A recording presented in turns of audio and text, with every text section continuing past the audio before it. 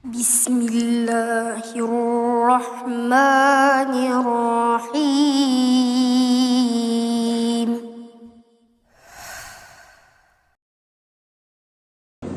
Alhamdulillah wassalatu wassalamu ala Rasulillah wa ala alihi wa sahbihi wa mawalah wa la hawla wa la quwata illa billahi wa ba'd. Alhamdulillah, segala puja dan puji hanya milik Allah subhanahu wa ta'ala. Salawat dan juga salam tahdiahkan kepada Rasul kita Nabi besar Muhammad sallallahu alaihi wa ala alihi wasallam. Kita lanjutkan kajian kita, masih membahas kitab Fawaidul Fawaid karya besar Al-Imam Ibnul Qayyim rahimahullahu ta'ala. Dan kita masih membahas pada minggu yang lalu ketaatan kepada Allah subhanahu wa ta'ala menenteramkan jiwa dan juga raga. Kemudian kita sudah jelaskan tentang pentingnya menautkan hati kepada Allah serta aturan-aturan di balik perintah dan juga di balik musibah. Kemudian beliau menjelaskan poin yang ketiga, kasih sayang secara batin. Apa kasih sayang secara batin itu? Maka beliau menjelaskan kasih sayang secara batin adalah sesuatu yang akan menciptakan ketenangan dan kedamaian serta menghilangkan keresahan serta kegundahan dan keluh kesah dari hati seorang hamba ketika tertimpa satu musibah. Pada kondisi yang seperti itu, seorang hamba akan merendahkan diri di hadapan Rabb-Nya dengan penuh rasa hina, lalu memandang dengan hatinya dan bersimpuh kepadanya dengan segenap jiwanya. Pengakuan terhadap kasih sayang Allah telah menyibukkan dirinya dan kepedihan deritanya. Keyakinannya tentang kebaikan takdir Allah membuatnya tidak merasakan lagi pahitnya musibah. Ia pun menyadari kalau dirinya semata-mata hanya seorang hamba yang suka atau tidak suka mesti menjalani takdir Allah Azza wa Jalla. Apabila redha akan hal itu, niscaya ia akan mendapatkan keredhaannya. Namun apabila ia tidak redha, maka kemurkaannya lah yang akan diperolehnya. Taib. Ma'asyiral muslimat yang dimuliakan Allah subhanahu wa ta'ala, di sini muallif rahimahullahu ta'ala Imam Ibnul Qayyim Al-Jauzi masih menjelaskan kepada kita tentang hakikat kebahagiaan. Hakikat kebahagiaan artinya meletakkan kasih sayang secara batin. Maksudnya meletakkan kasih sayang secara batin ni, kata Imam Ibnul Qayyim rahimahullahu ta'ala, artinya menerima seluruh apa yang Allah subhanahu wa ta'ala takdirkan kepada kita. Takdir itu kan ada dua, Bu, ya. Ada takdir baik dan ada takdir tidak baik. Terkadang kalau takdir itu baik, rasa-rasanya kita ini mengatakan bahwa ini semua datang dari Allah subhanahu wa ta'ala. dia menasabkan nikmat itu kepada Allah Subhanahu wa taala.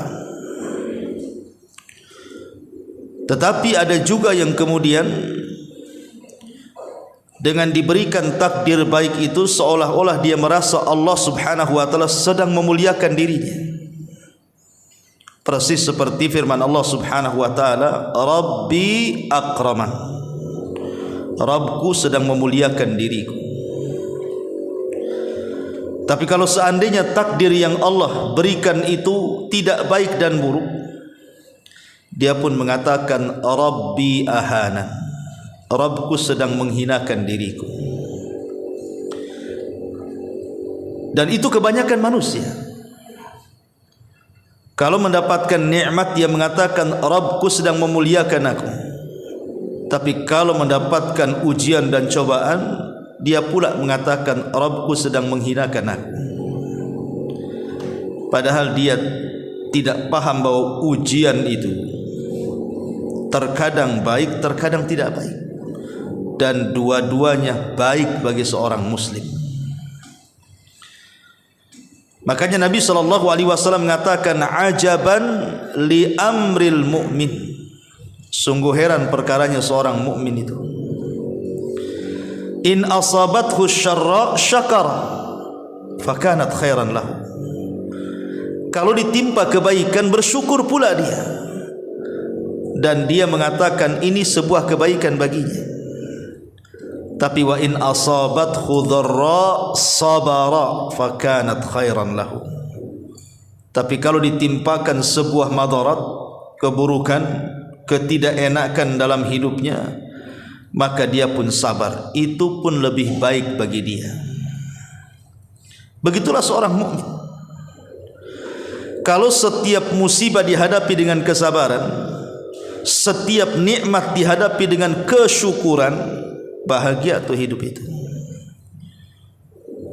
Makanya Syekh Muhammad Ibn Abdul Wahhab dalam muqaddimah kitabnya Qawaidul Arba'ah, beliau mengatakan ada 3 perkara yang mengantarkan manusia itu kepada kebahagiaan. Kemudian beliau menyebutkan yang pertama, kalau diberikan nikmat dia bersyukur, kalau diberikan ujian dia bersabar, dan kalau dia berbuat dosa dia segera istighfar. Kemudian beliau mengatakan hadhihi thalatha, 3 perkara ini unwanus sa'adah, itulah kunci pokok kebahagiaan. Coba saja ibu lakukan 3 perkara ini, pasti ibu bahagia. Kalau ibu dapat nikmat, ibu bersyukur, alhamdulillah, nikmat ini datang dari Allah Subhanahu wa taala. La in syakartum la azidannakum. Sebab kalau kita bersyukur akan nikmat, Allah tambah. Kemudian kalau ibu ditimpa musibah, ibu pula sabar, tidak tasakhut, tidak mengatakan musibah itu azab dari Allah Subhanahu wa taala, dan mengatakan kenapa asih aku saja yang ditimpa seperti ini, kenapa orang lain tidak. Tapi dia mengatakan bahwa boleh jadi musibah yang Allah Subhanahu wa taala berikan kepada kita ini sebuah kebaikan. Mungkin Allah hendak mempersiapkan sesuatu yang kita tidak tahu. Karena kesabaran itu kunci kesuksesan. Dan kalau berbuat dosa segera istighfar. Kalau 3 perkara ini ada, pasti bahagia. Yang tidak bahagia itu karena tidak bersyukur, tidak sabar, dan malas untuk istighfar. Lah di sini mu'alif rahimahullahu taala mengatakan bahwa apabila seseorang ditimpa musibah, kemudian dia menyandarkan kepada takdir Allah Subhanahu wa taala, maka hidupnya akan tenang. Karena musibah yang ibu dapatkan umpamanya itu sudah dicatat di Lauhil Mahfuz. Lalu buat apa bersedih? Umpamanya ibu terkena musibah sakit badannya, Maka kita katakan, Bu, ya, bukankah sakit yang saya derita ini sudah dicatat di Lauhil Mahfuz sebelum Allah menciptakan saya, bahkan sebelum Allah menciptakan langit dan bumi 500 tahun sebelumnya. Memang sudah dicatat harus sakit. Dicatat ekonominya memang harus diuji. Dicatat juga kesehatan anak-anaknya harus menguji orang tuanya, dan begitu seterusnya. Kalau orang berjalan dengan takdir itu tenang. Orang kalau berjalan dengan takdir itu tenang. Makanya sering saya katakan, dahulu ada seorang ulama salaf namanya Al-Asam. Dijelaskan bahwa beliau ini ulama yang paling tenang hidupnya, Bu. Jadi kalau dia dibicarakan keburukannya oleh manusia, selalu mendoakan kebaikan kepada orang yang mengucapkannya. Jadi kalau dikatakan si fulan menjelek-jelekan dirimu wahai syekh, maka dia mengatakan semoga Allah memaafkan dia. Si fulan menggibah Anda, maka dia mengatakan semoga Allah memberikan hidayah kepadanya. Si fulan menghina Anda loh, semoga Allah subhanahu wa ta'ala memberikan petunjuk sama dia. Kan tenang, Bu, kalau ibu diejek kemudian itu yang keluar kan, Bu. Pamanya saya katakan, Bu, saya tadi ketemu orang, dia ngata-ngatai ibu ini begini. Kemudian ibu katakan semoga Allah memaafkan dia. Bisa enggak tuh ngomong gitu tuh? Saya yakin enggak bisa. Paling ibu katakan, ngomong apa dia? Gitu. Kan itu ya. Apalagi yang diomongkan tuh? Berapa poin tuh? Pasti ibu serang balik kan gitu ya. Tapi coba kalau seandainya cara menyikapi sebuah musibah itu ibu bawa ke positif. Seperti tadi Al-Imam Asam ini, si fulan ada yang menghina Anda, semoga Allah memaafkannya. Si fulan menggibah Anda, semoga Allah memberikan hidayah kepadanya. Tenang, Bu, kalau kayak gini. Tapi kalau ibu kemudian saya katakan, Bu, si fulan menjelek-jelekan ibu, ayo kita datang kepada, ngomong apa dia? Ayo, saya ingin ketemu. Itu tidak akan bahagia hidupnya. Makanya, Bu, sebenarnya kata-kata orang itu tidak membahayakan kita. Kalau ada orang bicara, Bu, walaupun pembicaraan itu tidak baik, mungkin bentuknya penghinaan, mungkin bentuknya perendahan, cacian, makian, sebenarnya tidak akan memudaratkan hati ibu. Yang menjadikan hati ibu sempit gara-gara ucapan orang itu karena memikirkan yang diucapkannya. Tapi kalau ibu tidak memikirkan isi ucapannya, biarkan orang itu mengucapkan, gak akan sakit hati kita. Biar sajalah dia ngomong, nanti kan capek sendiri. Tapi kalau ibu memikirkan ucapan orang itu yang membuat hati pula kita tak bahagia. Makanya biarkan orang bicara, tapi ibu jangan memikirkan apa yang dibicarakan. Mengalir begitu saja. Jadi sang alim ini ditanya kuncinya, kenapa engkau bisa tenang menghadapi ucapan manusia itu? Maka salah satu jawabannya adalah karena aku yakin bahwa rizkiku tidak mungkin diambil orang lain. Aku sangat yakin bahwa rizkiku tidak mungkin diambil orang lain. Jadi kalau kita yakin bahwa rizki yang Allah rizkikan kepada kita itu yakin tidak mungkin diambil orang, tenang hidup kita. Lalu kenapa mesti curiga sama orang?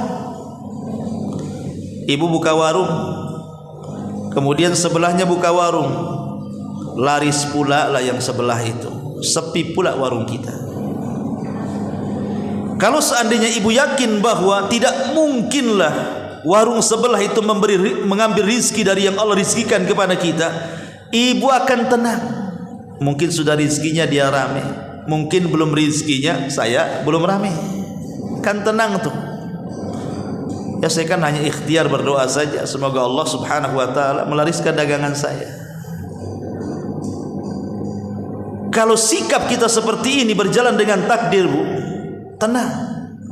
Tapi kalau tidak berjalan dengan takdir, itu hidupnya was-was, Bu.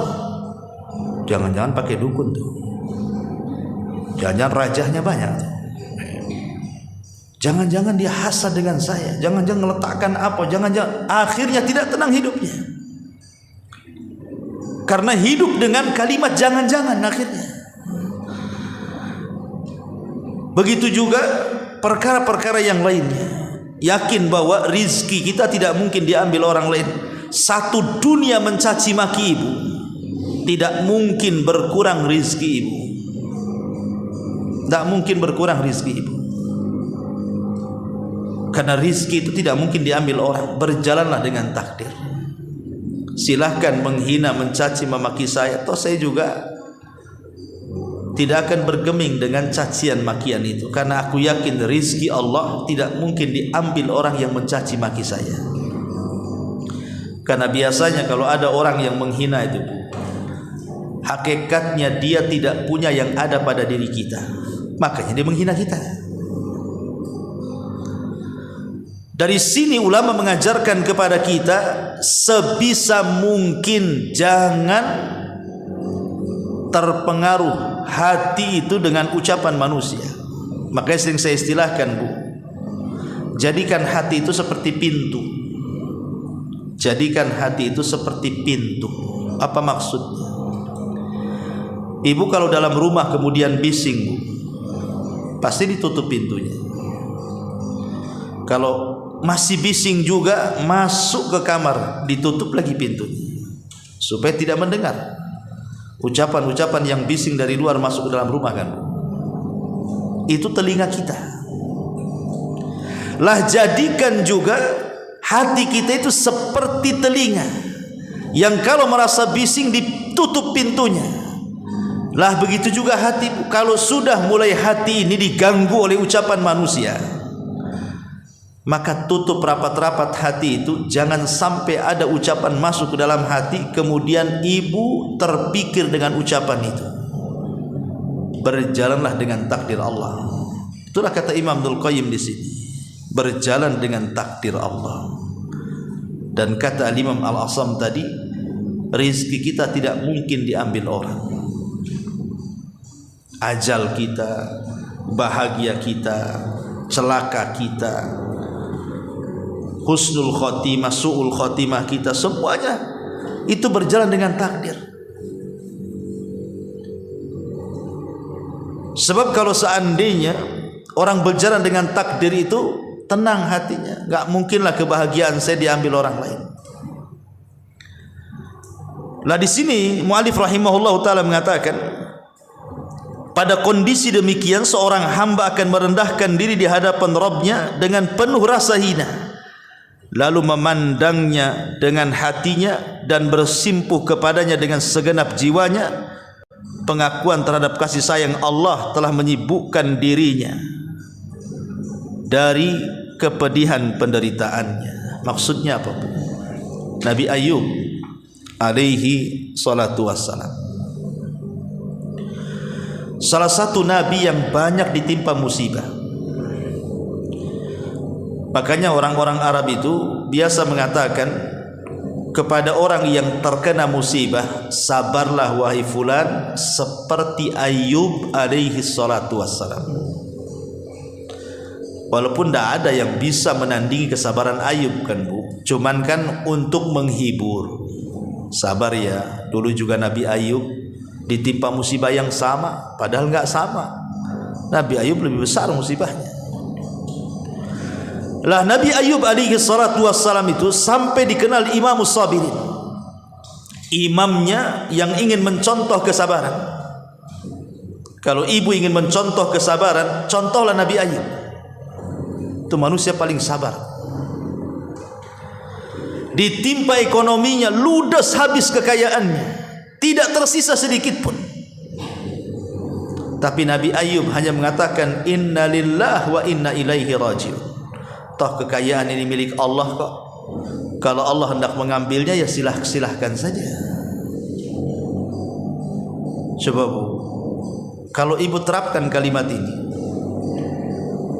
maka ibu pasti tidak akan sedih. Tapi masalahnya tidak bisa. Jangankan lagi semua harta ibu ludes kan begitu ya.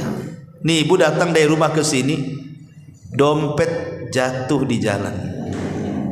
Kira-kira ibu ngaji dulu sampai selesai cari dompet, atau ibu cari dompet dulu sampai pengajian selesai?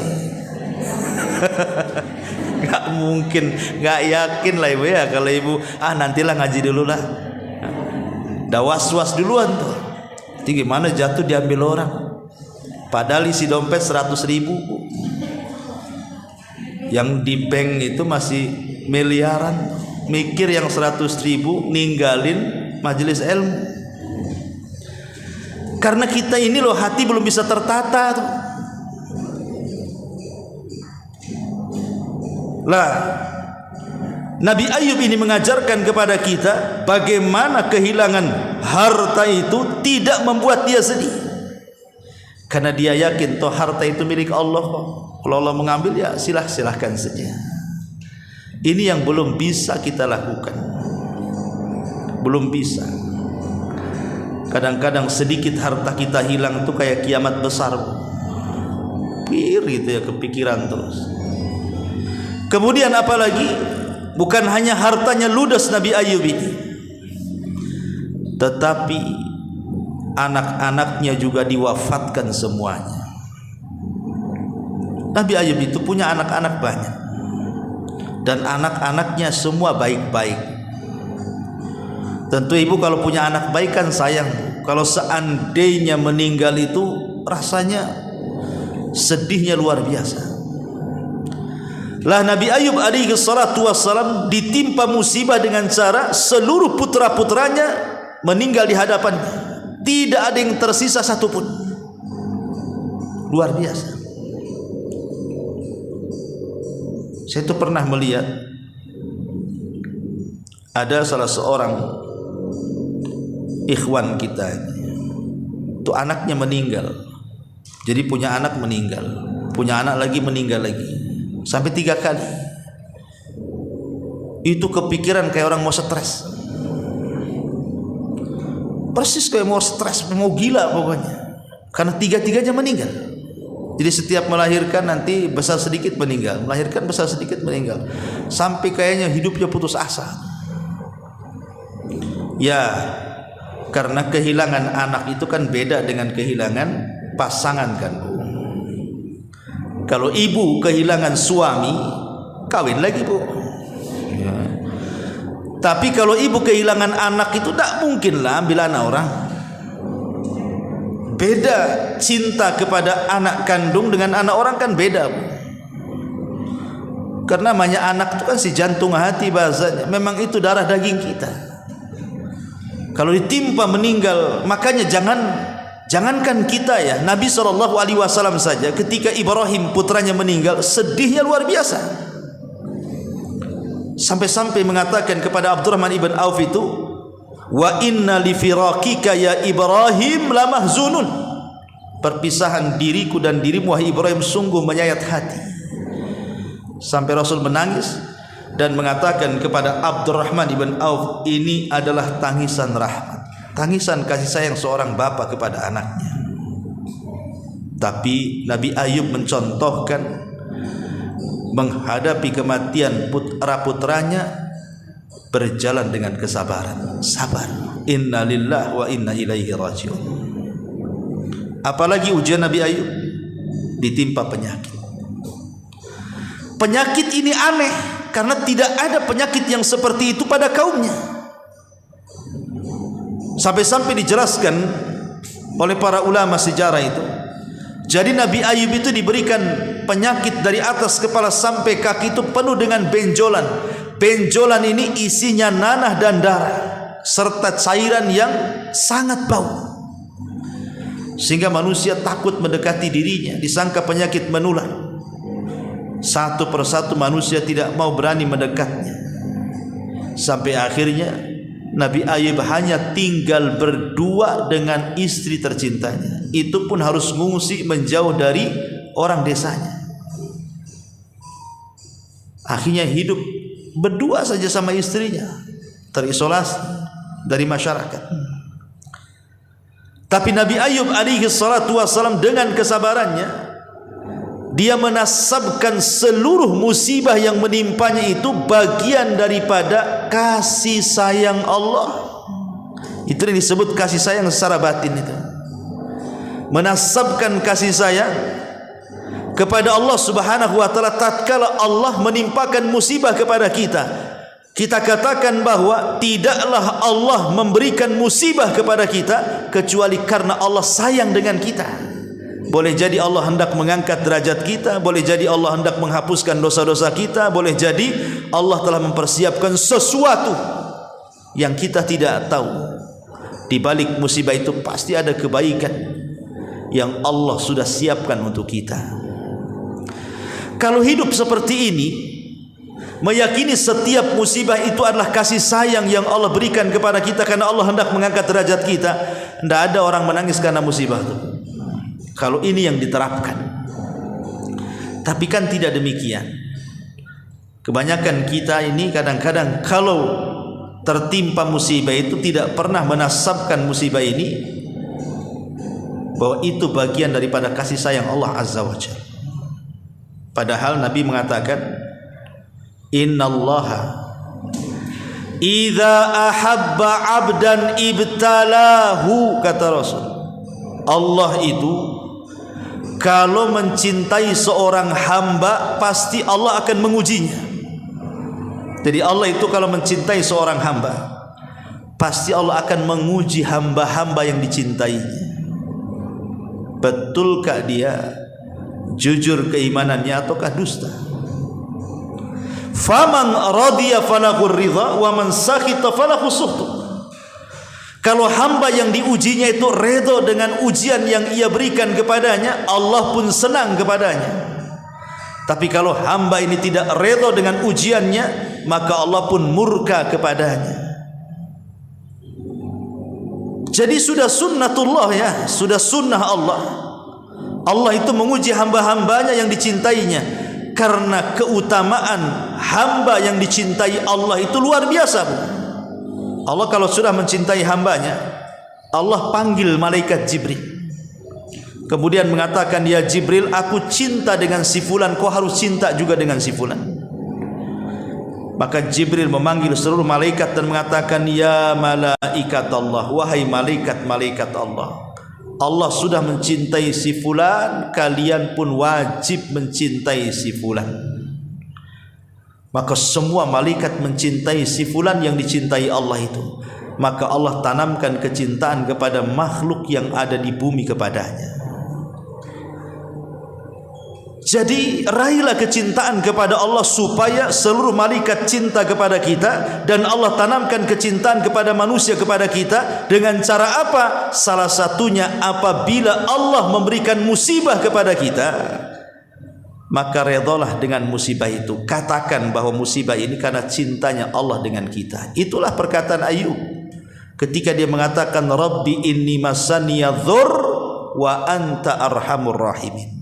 Ya Allah, aku yakin yang menimpakan madarat ini dirimu kepadaku.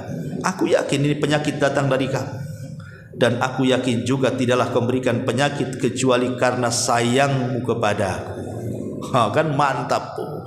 Jadi kalau ibu sakit, ya, kemudian ibu katakan sambil senyum gitu kan, ya Allah memberikan ujian kepada saya, sekarang saya sakit terbaring seperti ini karena Allah sayang kepadaku.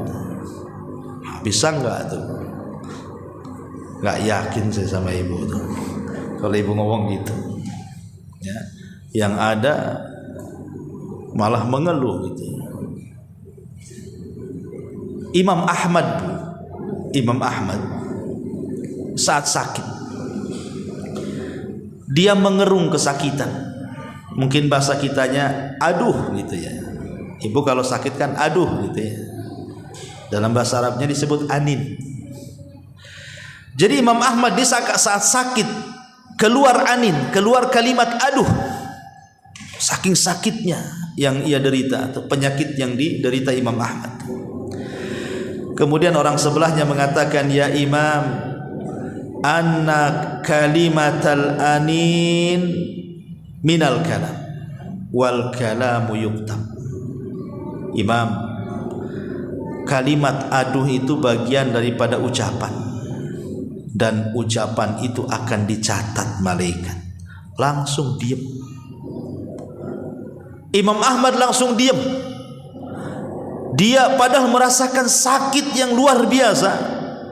Dia tidak mau mengatakan aduh, karena diingatkan bahwa kalimat aduh itu bagian daripada kalimat, dan kalimat itu akan dicatat dan akan dipertanggungjawabkan di hadapan Allah Azza wa Jalla. Hai, bayangkan. Akhirnya diam dia. Dia hanya rasakan aja sakitnya. Oh, kalau ibu bukan aduh, jerit-jerit lagi. Padahal kalimat aduh saja itu sudah dicatat. Gimana ibu jerit-jerit, guling-guling, kadang-kadang mencaci maki orang gitu ya. Kadang-kadang suaminya suruh ngambil apa minuman ke obat, telat sedikit kalau lagi sakit kan, oh ya, kena hantam pula lah suaminya. Makin sakit lagi itu kepalanya. Tapi kalau sabar seperti Nabi Ayub bisa dijalani. Ya, ingat kalau sakit itu, makanya kenapa ulama mengatakan kalau orang sedang sakit itu coba besarkan harapan, sedikitkan rasa takut. Besarkan harapan, sedikitkan perasaan takut. Sebab boleh jadi harapan itulah yang akan membawa amalan terakhir dia, kalaupun Allah takdirkan dia meninggal. Boleh jadi itu amalan terakhir dia, harapan dia yang berupa husnudzon kepada Allah Azza wa Jalla, berbaik sangka dengan Allah Azza wa Jalla. Karena orang sakit itu setan lebih dekat, Bu. Diganggunya supaya ibu putus asa. Dan kalau bisa, kalaupun Allah akhiri hidupnya dengan kematian, kalau bisa dia sedang putus asa. Dan putus asa itu dosa besar. La taqnatu min rahmatillah, kata Allah. Jangan putus asa dari rahmat Allah Subhanahu wa taala. Ma'asyiral muslimat yang dimuliakan Allah Azza wa Jalla. Kemudian Imam Ibnul Qayyim di sini mengatakan, keyakinannya tentang kebaikan takdir Allah membuatnya tidak merasakan lagi pahitnya musibah. Ini kalimat penting. Ibu kalau seandainya mengatakan apapun yang Allah takdirkan itu baik, apakah takdir itu takdir baik ataukah takdir itu tidak baik, tetap ibu kita katakan baik. Ini ada kebaikan di dalamnya, karena Allah tidak mungkin menciptakan keburukan itu buruk 100%. Pasti ada kebaikan di dalamnya. Contoh nih, Allah menciptakan iblis. Apakah iblis itu buruk 100%? Allah menciptakan Fir'aun. Apakah Fir'aun itu buruk 100%? Allah menciptakan Abu Jahal, Abu Lahab. Apakah ketika Allah menciptakan Abu Jahal, Abu Lahab itu buruk 100%? Tidak ada. Allah itu menciptakan keburukan 100%. Pasti di balik itu ada kebaikan. Kalau tidak ada iblis, tidak ada neraka dan surga. Kalau tidak ada iblis, tidak bisa dipisahkan mana yang baik, mana yang buruk. Kalau tidak ada iblis, tidak bisa dipisahkan mana yang ikhlas, mana yang tidak ikhlas, kan? Berarti adanya iblis itu ada kebaikan, supaya tahu mana yang jujur imannya, mana yang tidak jujur imannya, mana yang jadi pengikut iblis, mana yang menjadi musuh iblis. Jadi tidaklah Allah menciptakan keburukan itu kecuali ada kebaikan di dalamnya. Karena tidak ada keburukan itu yang 100%. Pasti ada kebaikan di situ. Artinya kalau seandainya kita mengikuti perkataan Imam Ibnul Qayyim itu, setiap takdir itu dianggap baik, kata beliau, tenang hati kita ini. Tenang hati kita ini kalau seperti itu. Tapi kan kenyataannya sulit. Ibu nganggap baik itu kalau takdirnya baik, kan ya. Kalau takdirnya tidak baik itu ya nggak akan mengatakan ini kebaikan bagi saya, yang ada ini keburukan bagi saya. Coba kita perhatikan sejarah Nabi SAW. Di permulaan dakwah Nabi SAW itu tidak ada yang menghormati. Tidak ada yang menghormati Nabi SAW di permulaan dakwah. Yang ada Rasul dikatakan tukang sihir, yang ada Rasul dikatakan gila, yang ada Rasul dikatakan perangkai syair, yang ada Rasul dikatakan pemecah belah, macam-macam ucapan orang itu. Nabi tidak selamat dari ucapan orang. Semua mencaci maki dia.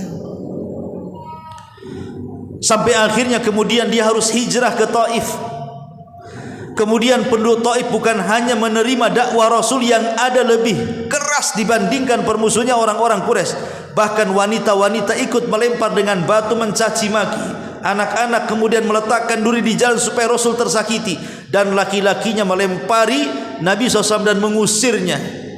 Tapi Nabi SAW tidak pernah mengeluh kepada Allah. Ini hebatnya Nabi. Kita ini punya Nabi super hebat. Nabi tidak mengeluh. Padahal Nabi SAW itu disakiti luar biasa, bukan hanya dari ucapan, dari perbuatan pula gitu. Tapi Nabi SAW mengeluh kepada Allah Subhanahu wa taala. Nabi mengembalikan urusannya kepada Allah Subhanahu wa taala dengan mengatakan apa? Innama ashku dha'fa quwwati wa qillati hilati 'alan nas. Ya Rabb, aku hanya mengadukan kelemahan diriku, tidak sanggup menghadapi mereka, dan sedikitnya pengalamanku untuk menghadapi mereka. Kemudian di ujung doa Nabi SAW, illam takun alayya sakhatun fala ubali. Kalau seandainya orang-orang Taif yang melempari aku dengan batu, kotoran dan sandal itu bukan bagian daripada azabmu ya Rabb, tidak ada masalah. Kalau itu bukan bagian dari azabmu kepada aku, tidak ada masalah bagiku. Silahkan mereka mencaci, memaki, menghina aku, silahkan. Tapi itu bukan bagian azabmu kepadaku. Coba Bu, kalau ibu dapat musibah, ibu ngomong gitu kan enak Bu. Ya. Si fulan menyakiti ibu, nggak apa-apa. Kalau itu bukan azab Allah, nggak masalah. Rumah ibu kebakar, ya nggak apa-apa. Selama ini bukan azab bagiku, nggak apa-apa. Suaminya meninggal, nggak apa-apa. Selama ini bukan azab Allah. Kan kalau kayak gitu kan enak Bu. Ya. Ini enggak, terbakar loh itu rumahmu. Ah, itu rumah tetangga tuh. Kan itu Ibu ya. Suaminya jatuh. Ah, itu tuh suami tetangga tuh. Suami saya ada di sini, selamat, alhamdulillah. Ya. Jadi Nabi SAW memberikan konsep kepada kita dalam menghadapi situasi sulit, situasi musibah, dengan mengatakan selama musibah yang menimpa diriku bukan azab dari Allah, tapi itu bentuk kasih sayang Allah, enggak apa-apa. Dah masalah musibah-musibah itu, silahkan timpakan musibah itu kepadaku. Selama itu bukan azab, itu bentuk musibah, itu rahmat Allah kepada kita. Itulah konsep Nabi SAW,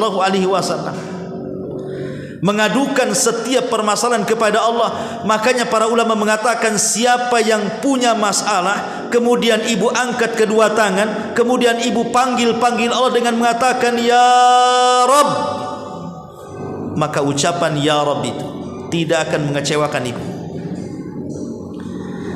Ucapan ya Rabb tidak akan mengecewakan ibu. Ibu kalau ada masalah, adukan segera kepada Allah Azza wa Jalla, agar Allah Rabb kita itu menyelesaikannya. Maka siapapun yang mengangkat kedua tangannya dan mengatakan ya Rabb, pasti masalahnya akan diuraikan. Karena masalah itu kalau diberikan kepada zat yang bisa menyelesaikannya, maka akan mudah diselesaikan. Maka sering saya katakan, kalau ada masalah yang pertama diadukan itu kepada Allah, jangan kepada yang lain dulu. Begitu dalamnya perkataan Imam Ibnul Qayyim di sini, bahwa keyakinan tentang kebaikan takdir Allah membuatnya tidak merasakan lagi pahitnya musibah tersebut. Lihat Bilal ibnu Rabah saat disiksa, semua budak yang masuk Islam yang sama dengan Bilal tidak sanggup untuk mendapatkan siksaan seberat Bilal. Tapi Bilal dengan entengnya ketika dicambuk oleh Umayyah bin Khalaf majikannya dan tidak berhenti kecuali kelelahan, kemudian diikat di batu, kemudian diterikkan di tengah matahari, di tengah matahari di atas kepala. Tapi Bilal hanya mengatakan ahadul ahad. Kenapa Bilal merasakan nikmat siksaan itu? Kenapa ketika Bilal ditanya, apa rahasiamu kok sanggup kamu untuk bertahan dari siksaan orang-orang Quraisy kepadamu ya Bilal? Apa jawaban Bilal? Ini bagus jawaban Bilal. Kata Bilal, karena aku campurkan halawatul iman bimararatil adha. Karena indahnya, manisnya, lezatnya keimanan lebih mengungguli daripada keperitan azab yang aku rasakan. Lihat bagaimana Bilal memberikan konsep hidup bahagia kepada kita ini. Apa kata Bilal? Karena lezatnya iman itu mengalahkan keperitan penderitaan. Itu yang menjadikan aku tidak merasakan cambukan-cambukan itu. Kenapa? Karena iman itulah yang mendominasi dalam hatiku. Kelezatan iman itu yang melupakan segalanya. Harusnya kita seperti itu. Ambil konsep Bilal bin Rabah radhiyallahu anhu. Jadi kalau seandainya kita ditimpa musibah nih, maka segera ibu melakukan ibadah, ketaatan kepada Allah Subhanahu wa taala, karena ketaatan kepada Allah itulah penentram jiwa dan raga dalam bab ini. Supaya ketika ibu taat, mulai ketika musibah itu makin ditingkatkan ibadahnya, nanti kelezatan ibadah yang ibu lakukan itu akan mengurangi memikirkan musibah yang sedang menimpa ibu. Itu maksudnya. Ya memang berat, tapi kan harus dilatih, ya.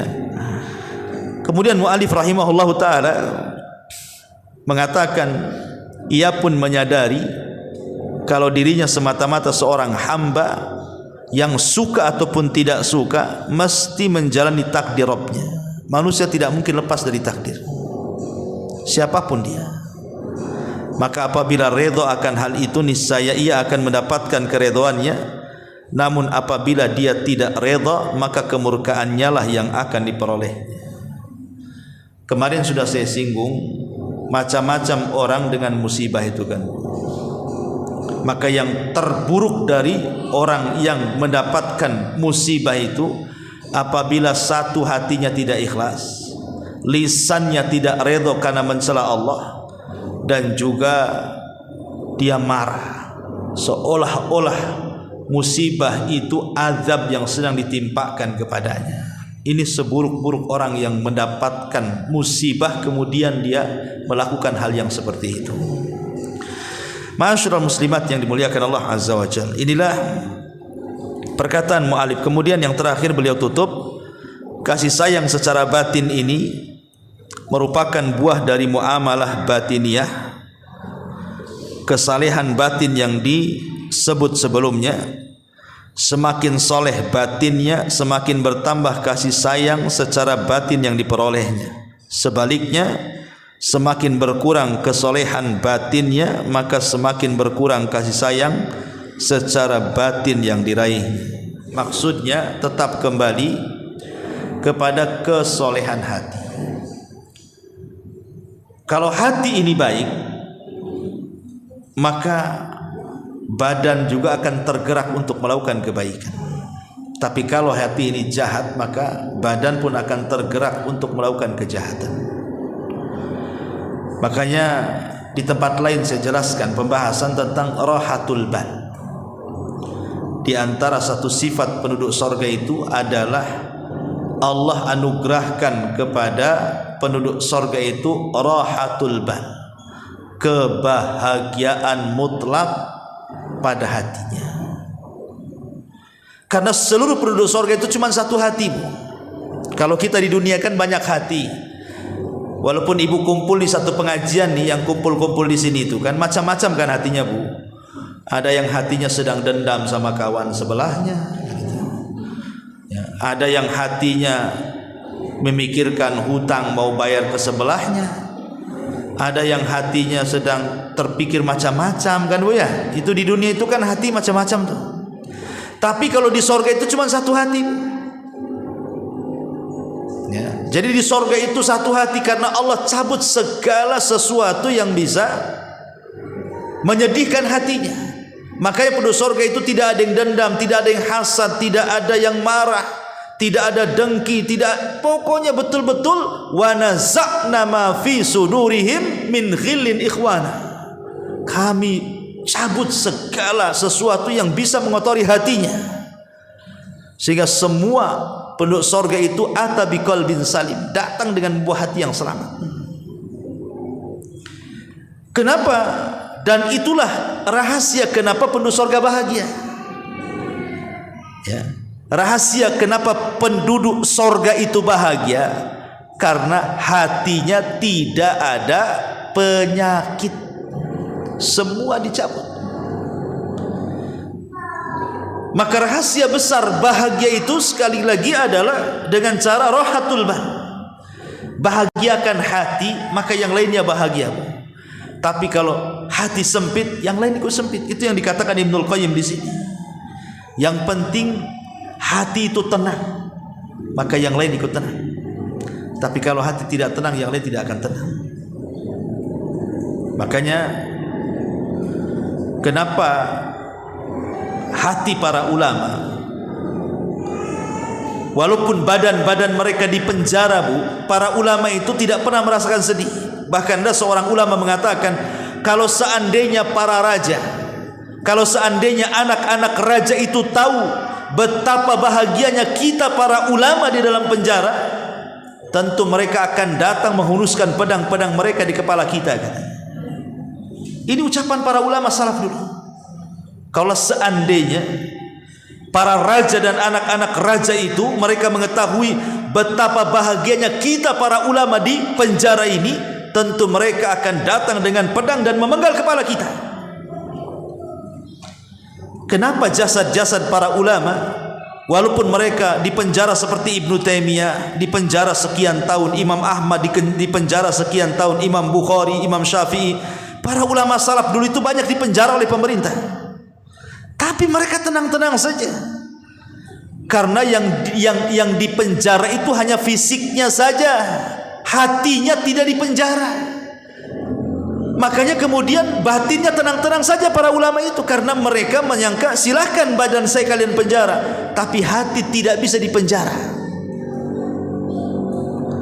Makanya kenapa hati para ulama itu adalah hati yang sangat mulia, dan kemuliaan hati itu ada pada hati tidak berubah.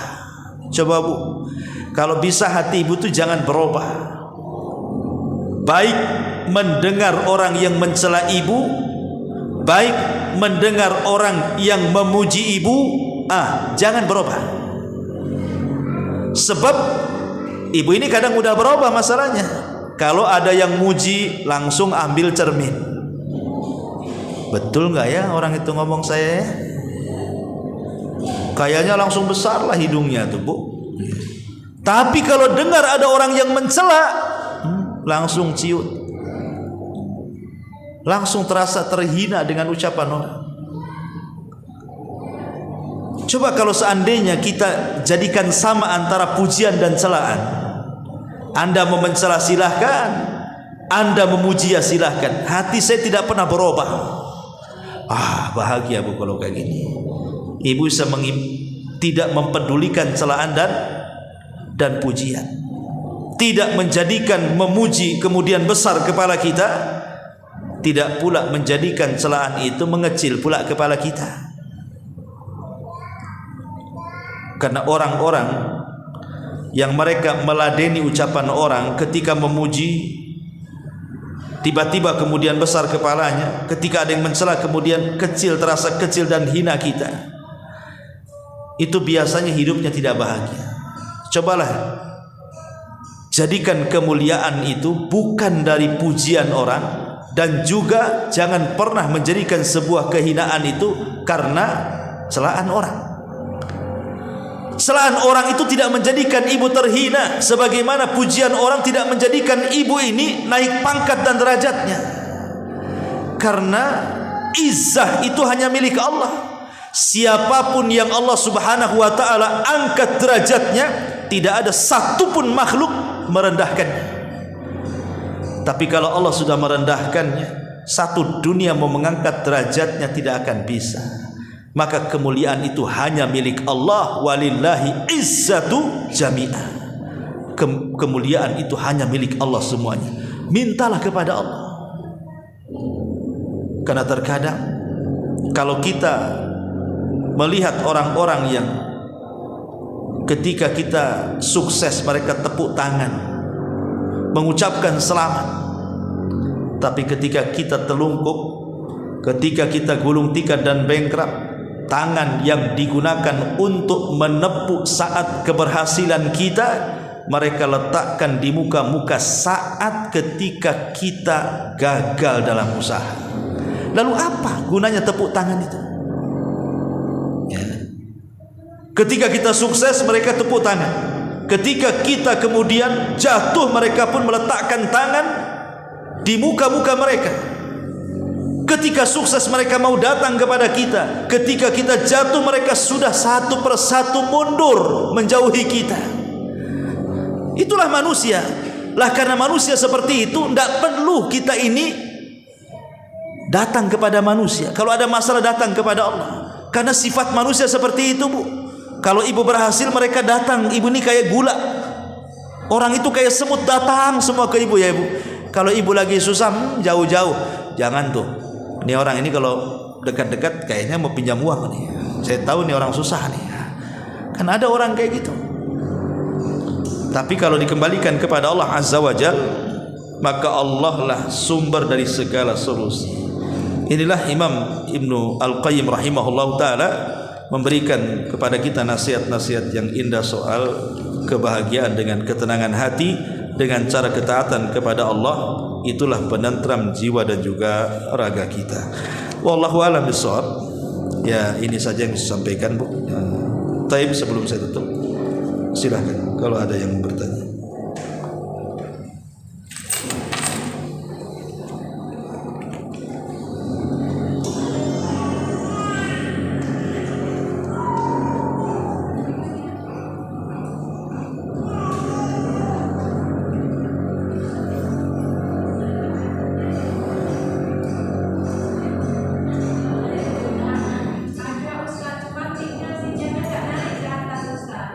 Apa tuh?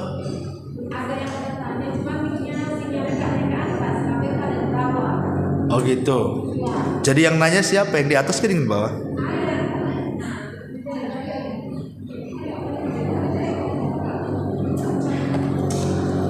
Ya kalau yang nanya di bawah, yang jawab di bawah juga, Bu ya. Saya kan jawabnya yang di atas saja.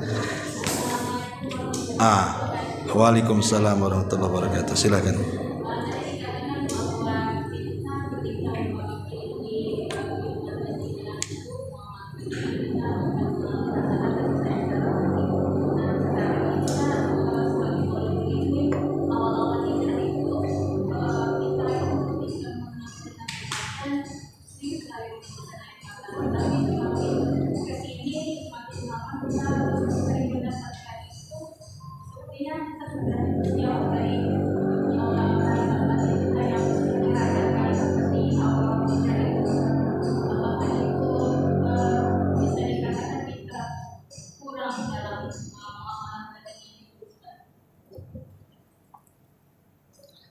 Bisa diulang nggak nih soalannya?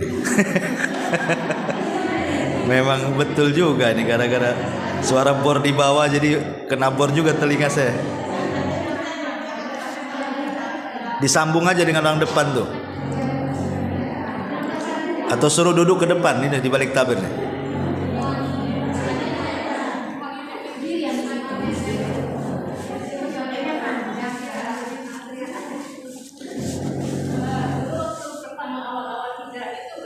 Ya.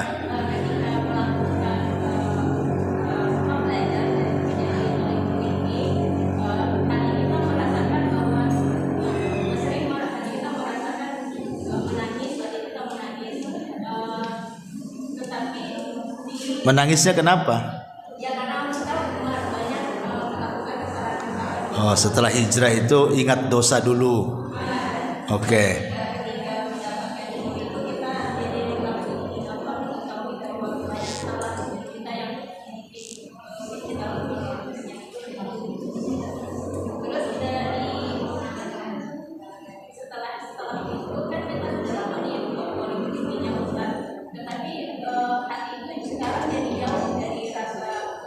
Jadi keras. Harusnya makin lama ngaji makin khusyuk ya. Iya.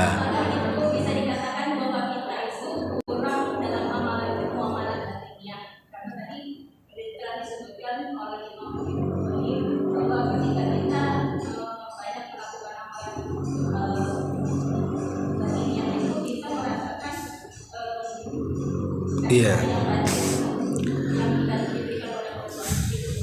Iya. Ya, alhamdulillah. Dahulu ada seorang sahabat, sahabat Nabi sallallahu alaihi wasallam, namanya Handalah. Jadi ada sahabat Rasul namanya Handalah. Handalah itu sahabat yang dibesarkan para malaikat. Gara-gara ketika dia gugur mati syahid, dia sedang junub. Makanya disebut Handalah itu ghasilul malaikat.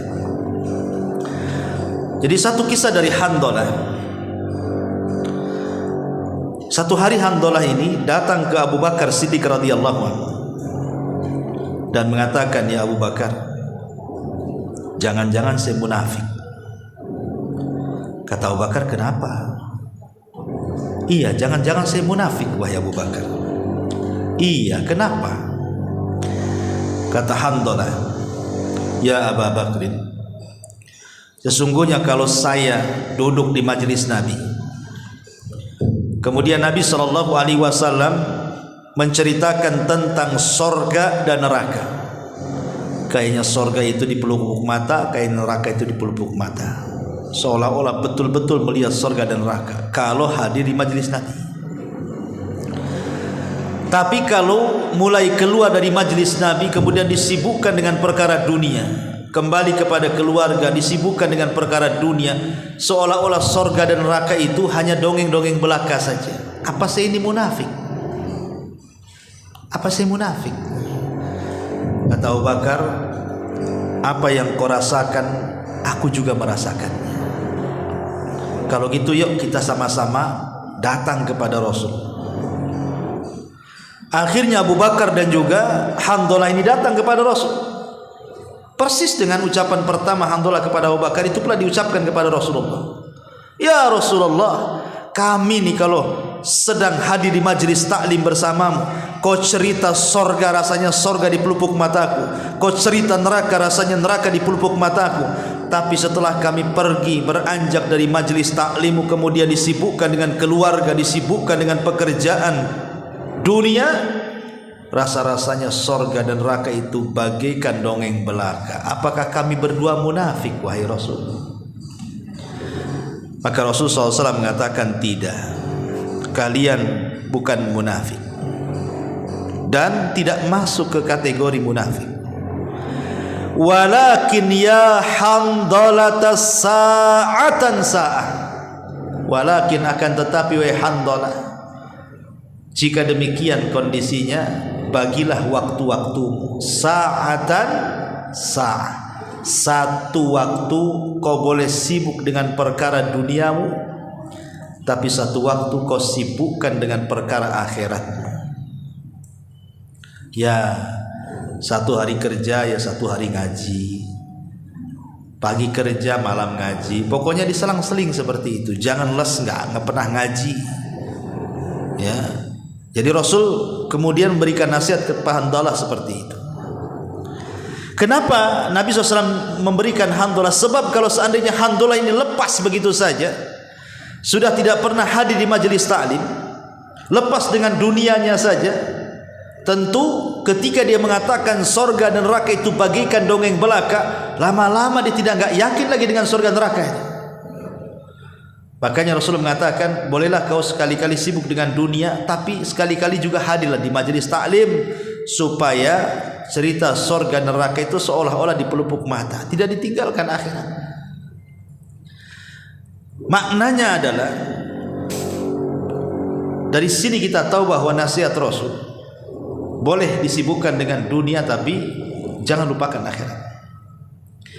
Pertanyaannya adalah, ada sebagian orang yang di awal-awal hijrah itu rasanya menangis, senang, bahagia luar biasa karena mendapatkan petunjuk dari Allah, yang dulunya sesat menjadi dapat hidayah umpamanya. Tapi setelah lama-lama di pengajian, kok hati makin keras ya. Dulu bisa nangis, sekarang tak bisa nangis. Dulu nangisnya kenapa, Bu? Mikirin utang atau apa nih?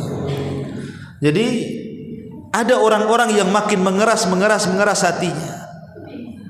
Ini kenapa ini kok bisa keras? Boleh jadi jawabannya adalah karena persis seperti yang dikatakan Imam Ibnul Qayyim di sini. Kita tidak pernah menata hati kita. Kita hanya menata kecerdasan kita saja. Utu zakaan wala yu'tu zakat, utu zakaan wala yu'tu zakaan. Kata Ibnu Taimiyah rahimahullah taala, Allah berikan kecerdasan tapi Allah tidak memberikan kejernihan hati. Jadi ibu lama ngaji itu hanya untuk mencari kecerdasan saja, tahu hukum ini, tahu hukum itu, tahu hukum ini yang dulu tidak tahu jadi tahu. Tahu ini sunnah, tahu ini bid'ah, tahu ini syirik, tahu ini tauhid, tahu ini taat, tahu ini tahu hukum sholat, hukum ini. Hanya kecerdasan saja yang ibu pelajari itu. Kecerdasan dengan kejernihan hati itu beda. Karena kejernihan hati itu melahirkan akhlak. Kecerdasan itu melahirkan intelektual, pemikir, cerdik pandai. Dan dua-duanya harus terpenuhi itu, antara kecerdasan dengan akhlak. Karena banyak orang yang cerdas tidak berakhlak, tapi banyak orang yang berakhlak bego pula dia. Makanya harus ditemukan antara kecerdasan dan juga kejernihan hati. Boleh jadi orang yang sudah hijrah lama-lama itu sering hadir di majelis taklim itu hanya mencari ilmu tapi tidak mempelajari adab, menata hati. Coba tata hati kembali. Dengan cara apa, Bu? Dengan cara al-khalawatu billah, bersendirian dengan Allah. Bangun tengah malam, sepertiga malam akhir gitu ya, bermunajat, tahajud, ingkisar, merasa fakir dengan Allah Azza wa Jalla. Biasakan ibadah-ibadah yang tidak ada yang tahu kecuali Allah dengan ibu saja. Dan latih hati. Kalau ada orang yang menyakiti, kan ibu sudah ngaji kayak gini, sekarang tinggal latihan, dipraktekkan gitu ya. Bu, saya dengar ibu dikatain sama orang-orang itu loh, ibu begini-begini. Gak apa-apa, semoga Allah maafkan dia. Dipraktekkan tuh dari sekarang tuh omongan kayak gitu itu. Jangan gaya-gaya zaman baheula pula masih ibu pakai. Ada yang nyakiti ibu, siapa?